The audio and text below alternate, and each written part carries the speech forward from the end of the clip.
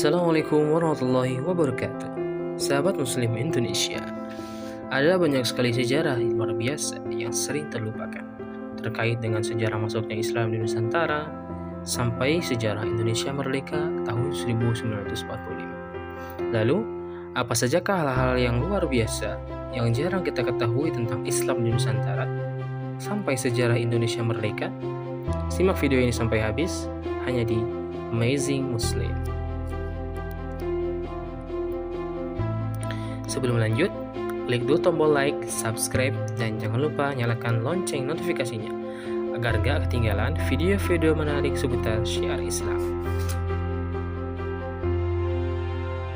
Sejarah Islam di Nusantara. Sahabat Muslim Indonesia, menurut buku yang dulu sering kita baca, dari zaman dahulu, Islam masuk ke Nusantara selalu lewat teori Gujarat Arab. Padahal, hal ini menjadi kekeliruan yang harus kita luruskan, bahwa sebenarnya Islam masuk ke Nusantara diawali pada abad ke-7 sampai ke-8 Masehi, bukan abad ke-13, melalui para utusan-utusan sahabat Rasulullah SAW, yaitu diantaranya Sa'ad bin Abi Waqqas. Sahabat Rasulullah SAW tersebut pernah ke Baros, yang jaraknya 414 km dari kota Medan. Itulah yang menjadi penyebab kemungkinan besar Islam telah sampai ke Indonesia pada abad ke-7 sampai abad ke-8 Masehi. Perihal abad ke-13, inilah fase penguatan nilai-nilai keislaman yang ada di Nusantara melalui utusan-utusan yang berasal dari Arab, Yaman, dan Turki yang ditugaskan oleh Kekaisaran Turki Utsmani. Di sana wali-wali Allah tersebut mengajarkan mengenai sholat hingga bertauhid, seperti yang terdapat dalam firman Allah.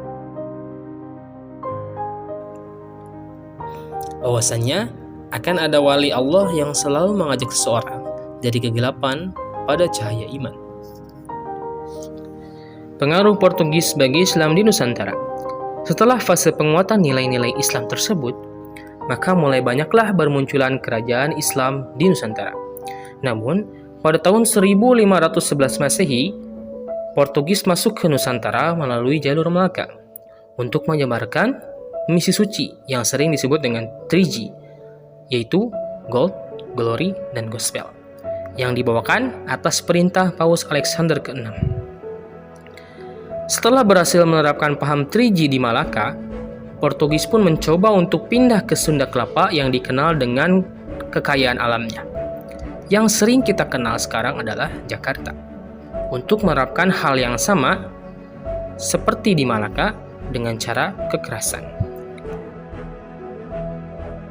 Mendengar hal tersebut, Sunan Gunung Jati mengutus menantunya yang bernama Fatahillah atau Falatehan untuk membebaskan Sunda Kelapa dari jajahan Portugis, dengan tetap menerapkan nilai-nilai keislaman. Tak berserang lama, akhirnya Sunda Kelapa pun bebas dari jajahan Portugis dan diganti namanya dengan Al-Fatah atau kemenangan yang besar, atau dikenal juga dengan nama lokal Jayakarta atau Jakarta. Maka pada tanggal 22 Ramadan 933 Hijriah atau 22 Juni 1527 Masehi diperingati sebagai hari kelahiran Jakarta, dan Fatahillah dikenal dengan Raden Fatahillah atau Falatehan. Sejarah kemerdekaan Indonesia. Kepergian Portugis dari Indonesia ataupun Nusantara bukan merupakan sebuah akhir dari penjajahan yang diterima Indonesia pada saat itu.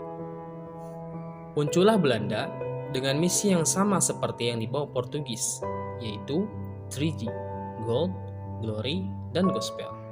Selama lebih dari 300 tahun, Belanda menduduki Nusantara. Para tokoh-tokoh ulama yang ada di Nusantara akhirnya berkumpul untuk menentukan masa depan Nusantara yang sudah hampir hancur dikuasai oleh Belanda pada saat itu. Para ulama tersebut sadar bahwa penyebab kehancuran Nusantara karena ulama-ulama yang ada di Nusantara belum bersatu untuk berjuang. Hingga akhirnya mereka memutuskan untuk berjuang bersama agar Indonesia merdeka dalam sebuah kumpulan, yaitu Jamiatul Khair.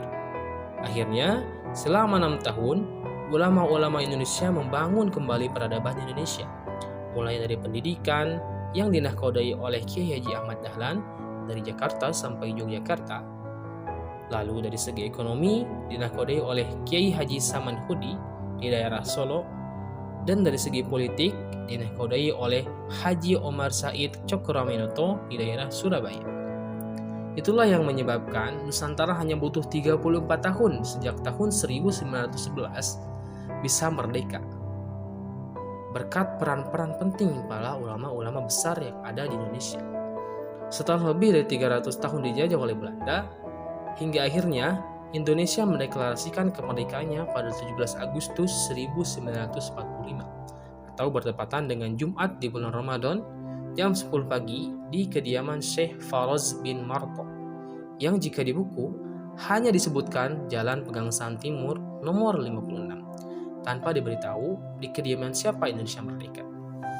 Nah, sahabat Muslim Indonesia, itulah sejarah singkat mengenai kemerdekaan Indonesia yang tak ada di dalam buku dan masuknya Islam ke Nusantara. Jika video ini memberi manfaat, mari syiarkan Islam dengan men-share video ini dan berikan like jika kalian menyukai video ini.